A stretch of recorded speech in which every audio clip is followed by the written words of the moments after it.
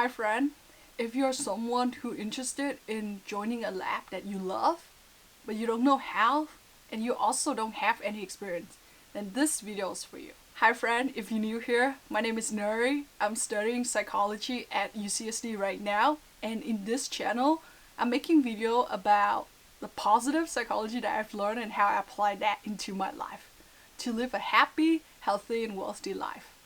If that's your vibe, consider subscribing. Alright, let's jump into the video. A year ago, I was about to drop out of college because I felt completely lost, I couldn't sleep, and I was failing all my classes. But then I walked into this opportunity accidentally, and it completely turned my college experience downside up. In this video, I'm gonna share with you how having a mentor could change the game for your college experience. Let's jump in. If you're new here, my name is Nuri. I'm studying psychology at UCSD at the moment, and in this channel, I make video about what I've learned in class and how I apply that into my life to live a happier and healthier life. So when I first transferred from community college to UCSD last year, I thought I had it all figured out. I thought I just have to study a little bit, take exams, and do well. Because that's how I've been at community college. I think to myself that I would have so much extra time to find new friends, play badminton, and I will build so many cool friendships around campus. I thought that university would be like community college, but more fun. I couldn't be more wrong. The reality check came in when I first failed my midterm.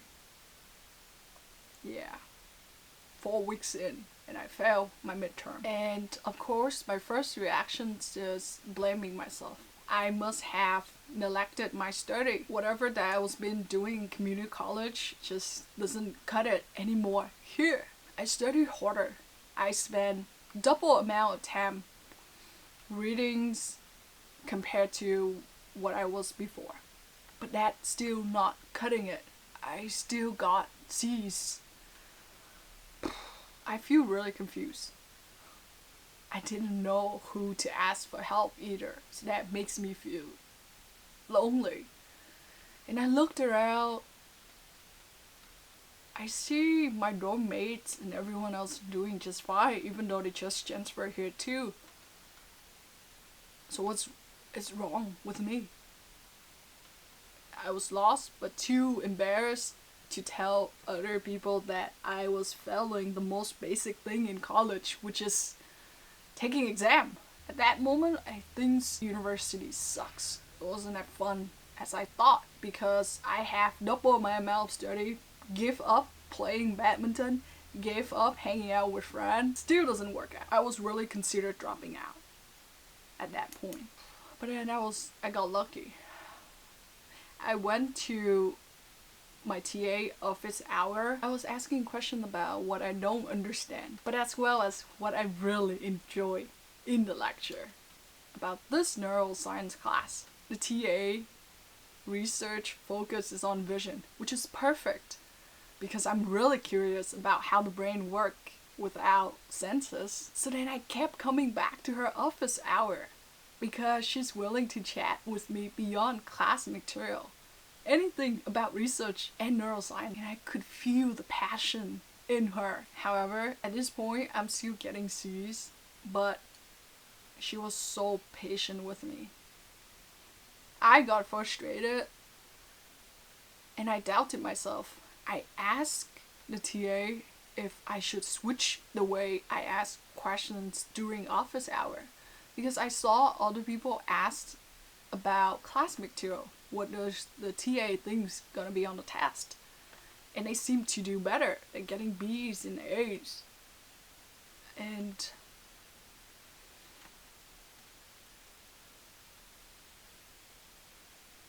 my questions satisfy my curiosity, which make me find neuroscience even more fascinating, but I don't know if it's really helping me or I'm just getting distracted.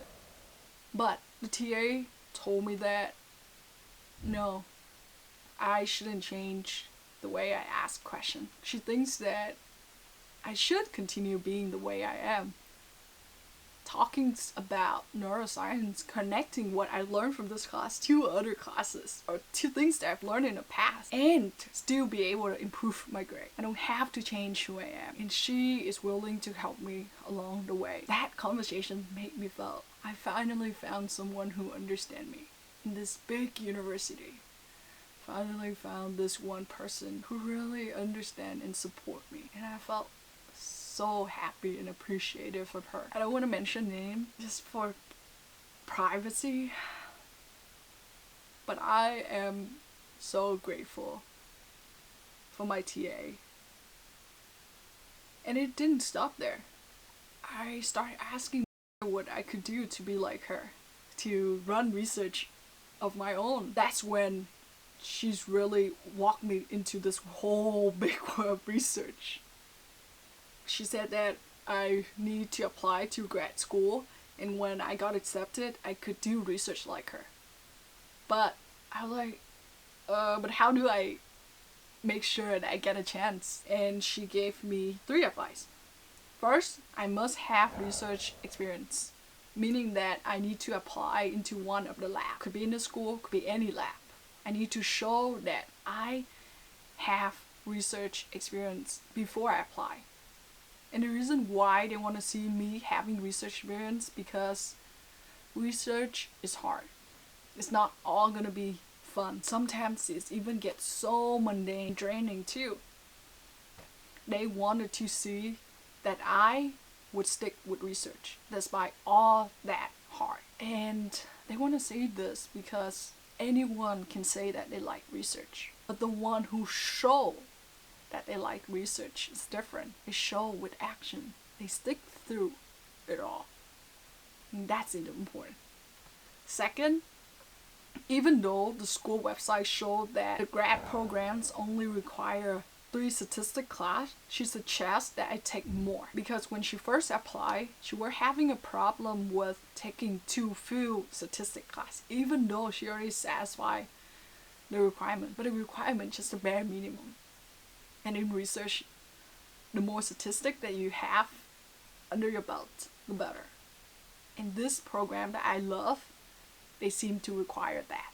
They seem to like that. In the 3rd lesson, and this is a bump, because what I just told you, I didn't know that I did not know about it.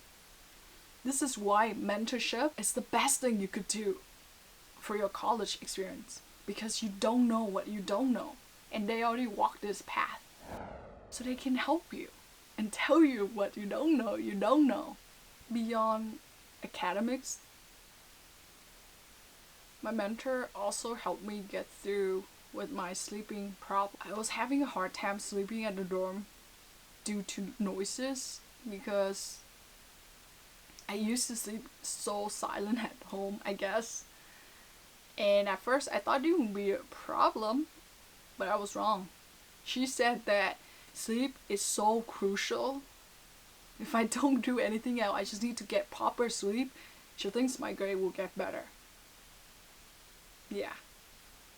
Not even studying more, just get proper sleep. So that's what I did. I get a white noise machine. I didn't even know about a machine, but it helped me sleep better. And my grade has improved drastically since. This is the difference between mentorship and tutor. They're not just there to fix one problem. They really guide you through the whole process, beyond just class material. And I'm so thankful for that. As I told you earlier, I failed midterm and the class completely. So I share with Maya, and I was really nervous and embarrassed, but I didn't know what to do. But instead of giving me generic advice like I could always retake the class, I could make up for it, she gave me an advice that I didn't expect at all. I felt great. She told me that She see how much I struggle and how much I hate it. So if I don't want to retake it, don't. She didn't want me to end up hating psychology altogether. As long as I work hard to make up my grade with other class and not give up, then when it comes to the interview or to the applications for grad school, I can talk about this this failing grade. As one of my lesson, my grade will never be perfect. I will never be perfect. Progress. It's better than perfection. And as long as I keep taking the next step to make progress, then I'll be okay. And that really shifts my mindset of how I see things. Progress over perfection. And I take that lesson with me to this day. I wouldn't have known that if it weren't for my mentor. I would have given it up altogether. So I'm so thankful for her. She helped me reframe that failure is not the end, it's part of the process. And since then, I was able to let go of perfectionism and just focus on making progress.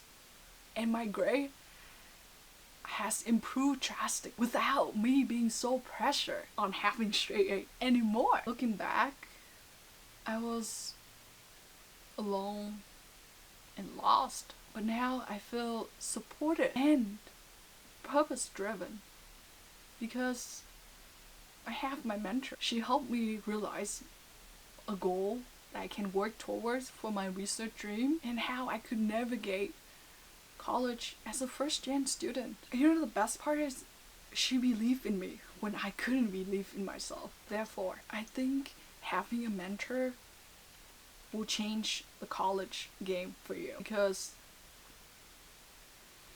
there are so many studying tips out there talking about how to prepare you for success, but not enough about how to prepare you for failure. And actually, you don't have to do it all alone. Your mentor could be closer to you than you thought. You have to look around and reach out and build that genuine connection. I promise you, it's the best thing ever. Alright, thank you so much for watching. If you guys have a mentor who also changed the game for you, share your experience in the comment below. I'd love to hear it. I'm making this video because I don't ever want to forget this wonderful experience. And I want to thank her, my mentor, for the rest of my life. I'm forever in debt to her.